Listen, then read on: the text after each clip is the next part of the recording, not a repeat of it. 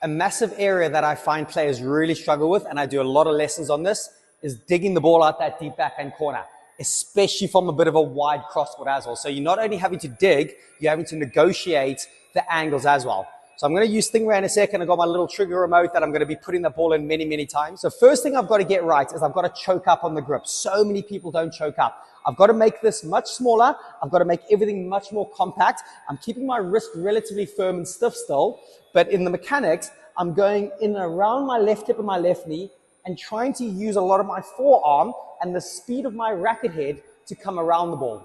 So let me show you a few and then we'll deconstruct it a bit. So I'm going to fire the first couple in. Ball comes in there.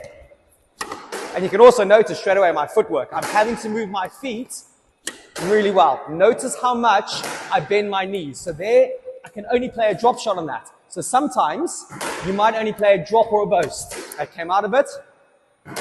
My feet there. Have a look at that. So that's my striking position right before I hit. The wrist is relatively cocked. The racket's laying back just a little bit. But from there, I get down towards my left hip and knee. I come around and I'm trying to whip that ball out and around. You'll notice my racket face has to be ridiculously open. If my racket face is not open, there's no chance this ball is coming out. So let's look at a few more. Lots of footwork, backing away, lots of space. I give that ball a lot of space. Here's a drop, but you'll notice how, that's an easy one, how I'm also turning. So look at that body position there, because if I turn and face backwards, I've got more space to wrap around the back of the ball. If you're too side on, you get a little bit stuck with the racket, it gets jammed.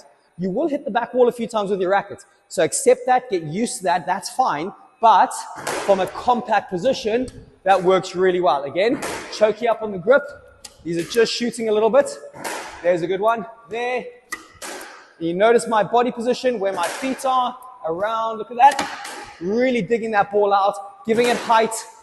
I had to go early then. A couple more. Oh, a tough one. Good, that's what I want to practice. And the more I can get put in this position, sometimes I'm going to take it early. Sometimes I have to wait and just hope for the best with that. But a phenomenal way to practice that deep backhand from the Stingray, putting the ball in those positions, lots of good footwork, lots of a good turn. Again, choke up on the grip, let the racket lay back just a little bit with a cocked wrist. You come around your body and you try and turn that forearm out to lift the ball and defend yourself from that position.